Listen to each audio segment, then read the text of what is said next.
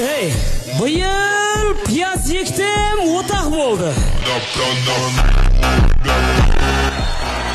Hey, tarvuz yekdim.